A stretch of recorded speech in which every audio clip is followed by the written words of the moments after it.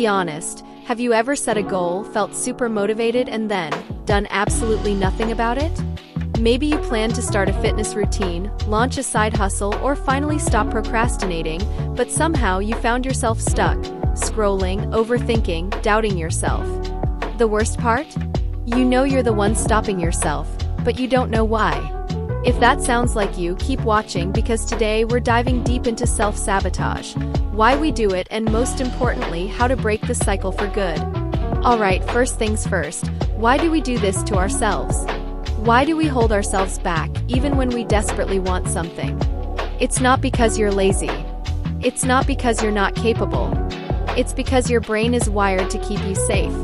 And safe to your brain means staying in the familiar.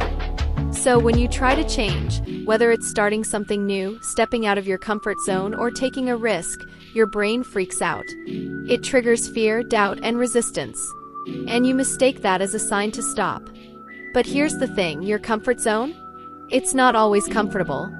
It's just familiar. And familiar doesn't always mean good for you. Now, sabotage shows up in sneaky ways, and most of the time you don't even realize you're doing it. Let's go through the 3 most common types. Tell me if any of these sound familiar to you.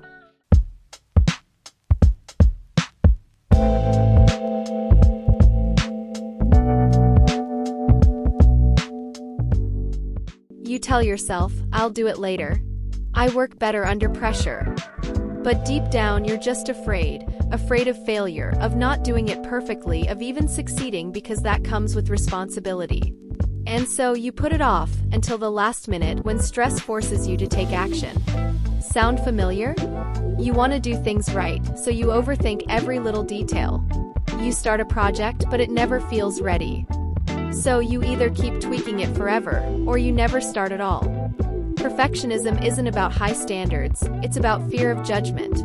Because if you never finish, no one can criticize your work, right? This one is sneaky because it sounds like your own voice. But guess what? That voice isn't you. It's just an old script your mind is running based on past experiences, fears, and conditioning. And here's the truth, your thoughts are not facts. They're just thoughts. And you get to rewrite them.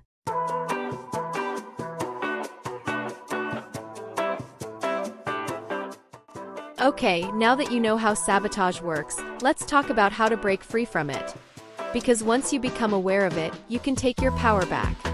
When you feel resistance, don't give yourself time to talk yourself out of it. Count down from 5 and just do the thing. Your brain won't have time to overthink. Next time you're about to procrastinate, count backward, 5, 4, 3, 2, 1, and take one small step. Just one. Action kills doubt, and before you know it, you're in motion. Perfectionism isn't about high standards, it's about fear. Fear of criticism, fear of failure, even fear of success. But here's the truth, perfect doesn't exist, and waiting for it is keeping you stuck. Instead of asking, is this good enough? Ask, is this moving me forward? Because action, imperfect, messy action, will always get you further than waiting for perfect.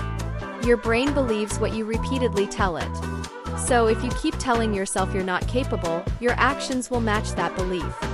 The next time your mind tells you I can't do this, pause. Catch the thought. Challenge it.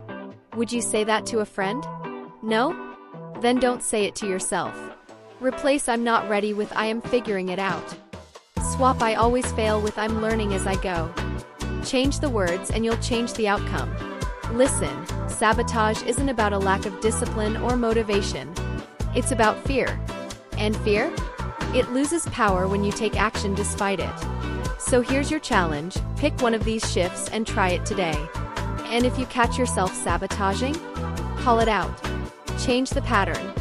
Because you deserve better than living in your own way. Make sure to subscribe for more content that helps you level up. You won't regret it.